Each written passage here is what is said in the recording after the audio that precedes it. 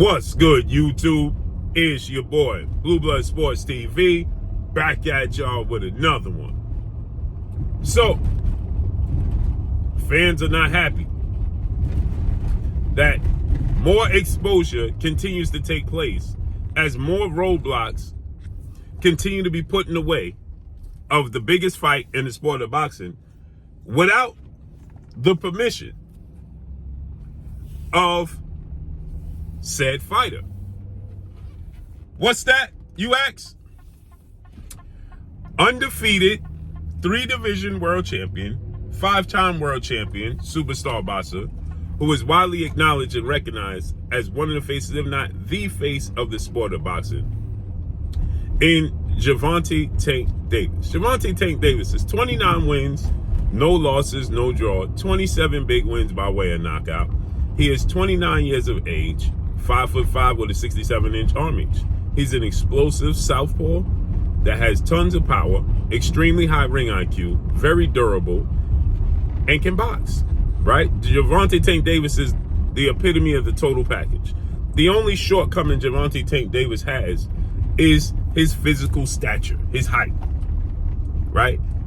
He's challenged when it comes to his height. That's it. But yet, Gervonta Tank Davis's team, right, continues to make Gervonta Tank Davis look bad. Now, the biggest fight to be made in the sport of boxing that all the fans are clamoring for is Gervonta Tank Davis versus his biggest rival, his biggest nemesis, an undefeated 2-division world champion, former undisputed lightweight world champion, now reigning WBC junior welterweight world champion, superstar boxer, who is widely acknowledged as a top 10 pound-for-pound best fighters in the world, in Devin "The Dream" Haney. Devin Haney is 31 wins, no loss, no draw, 15 wins by way of knockout, 25 years of age, 5'9" with a 72-inch arm reach. They have 2 glorified sparring sessions. They have deep-rooted history. You have Devin Haney, his father, trainer, manager, CEO of DHP, Devin Haney Promotions, Bill Haney. They stated that in the first sparring session they had with Gervonta Tank Davis, Gervonta Tank Davis got the best of them. In the second sparring session, Devin Haney got the best of Gervonta Tank Davis, to which Gervonta Tank Davis has stated that's not true. He rocked Devin Haney in the second one, got the best of him in the second one, so on and so forth. It's an ongoing saga between that first and second, particularly the second sparring session. And it has spilled over into the pros. Now they're both very decorated pros, right? They're both highly accomplished, and they're both top 10 pound-for-pound best fighters in the world. And this is the biggest fight. It has blossomed into the biggest fight in boxing. Now, Gervonta Tank Davis, he moved up to 140 pounds. He challenged then WBA regular champion, Mexican superstar boxer, the Azteca, Mario Barrios.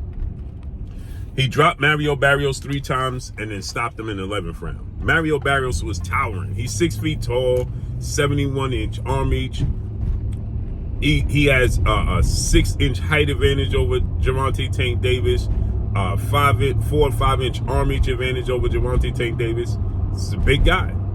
Now, they had a rehydration clause and a weight limit on Mario Barrios, as Mario Barrios revealed that.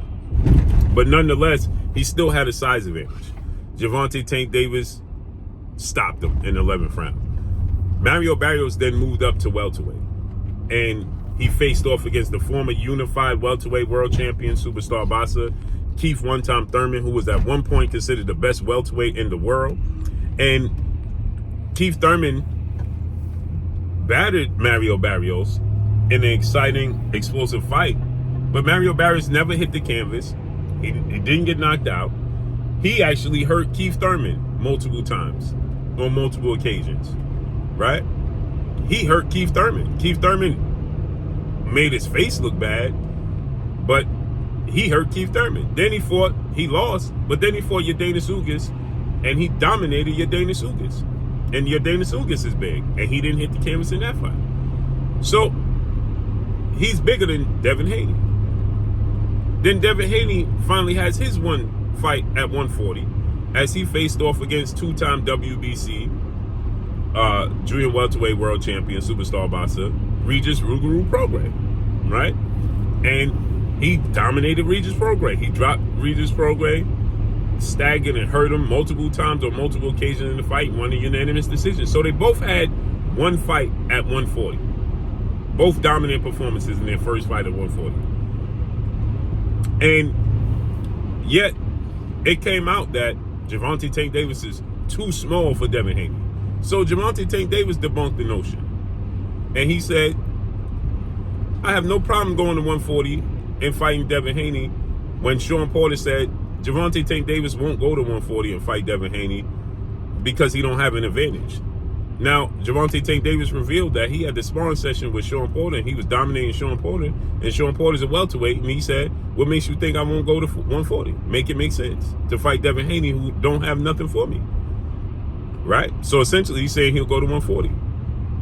Now, obviously, everybody points to Gervonta Tank Davis is the cash cow. He's the A side. In his last fight, he did 1.2 million pay-per-view buys. He did $23 million gate, the fifth highest gate in Las Vegas boxing history. He also took home, reportedly, both fighters, him and Ryan Garcia, over $30 million. They took home. So to say it was a success is an understatement. We know he's a massive draw.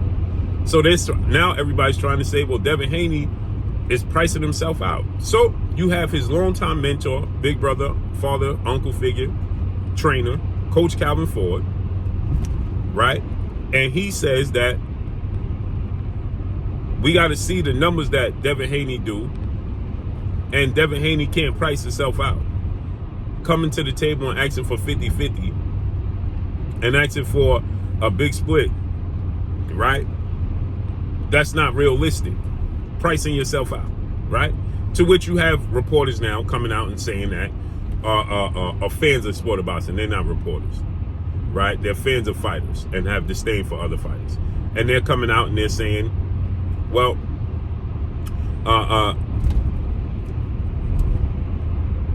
Devin Haney turned down Gervonta Tank Davis's offer. Devin Haney outpriced himself because of what Coach Calvin said. So this is what he, quote, said. Coach Calvin and Kenny, while on the Roz podcast, explaining details about Gervonta Tank Davis and Devin Haney. Quote, Devin comes in demanding 50-50, 60-40. That's what stops the fight. We see what you're really worth. This is why Haney ran to Saudi Arabia. It's all his fault. He's outpricing himself. Right? He's the B-side. So Devin Haney responded. So now, first of all, let's just discuss this. They said that Devin Haney outpriced himself. Yet, how could he outprice himself when Tank ain't never sent him an offer? Because Devin can't make an offer, right? They, as you heard, Leonard Ellaby, Mayweather Promotions CEO, former promoter of Gervonta Tank Davis, he stated that you can't send Gervonta Tank Davis an offer. And when Gervonta Tank Davis is ready, he'll send you the offer, right? You can't send Gervonta Tank Davis an offer. He sends you the offer, right? Okay, cool. Now make it make sense. If Tank ain't never sent Devin an offer, then how could Devin price himself out? Price himself out of what? They never sent the offer. So what possibly could he price himself out when they never had negotiations? They never had talks. And then they said that they see his worth. What worth? Now he doesn't have worth. Now they're concerned with Devin Haney's worth. But they weren't concerned with Hector Garcia's worth. They weren't concerned with Isaac Cruz's worth, Mario Barrios' worth, Rolly Romero's worth, because Devin Haney's worth more than all of those fighters. By far. By far. His worth is even more than Ryan Garcia. That's already been proven. So what's his worth got to do with it? He's more worthy and he's worth more than everybody you fought, which means fighting him is going to be more lucrative for Gervonta Tank Davis than fighting anybody else. So what does his worth have to do with it? He's more valuable and more worthy than everybody you already fought. He's way more accomplished than anybody you fought outside of Leo Santa Cruz, but now he's more accomplished than Leo Santa Cruz. Right?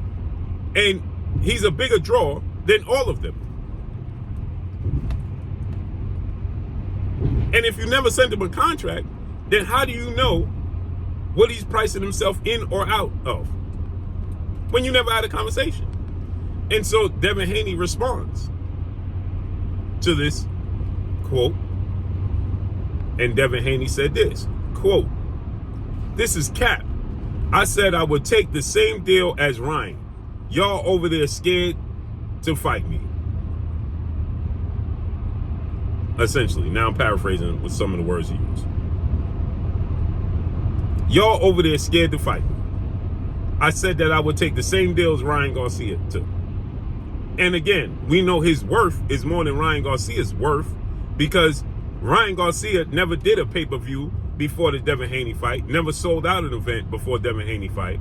And as a matter of fact, he fought before the Gervonta Tank Davis fight. And he fought after Gervonta Tank Davis fight against Asa Duarte. And he did even worse than he did before he fought Gervonta Tank Davis. He didn't even he barely did a 7,000 seat ticket gate. Devin Haney just sold 13 to 15,000. Twice as much as Ryan Garcia did. Make it make sense. And he's done multiple pay-per-views. And you can point to and say, well, his pay-per-views didn't do big numbers. They still did more than Ryan Garcia's pay-per-views. And Ryan Garcia got quadruple the amount of social media followers. So clearly his social media followers are not translating. Period.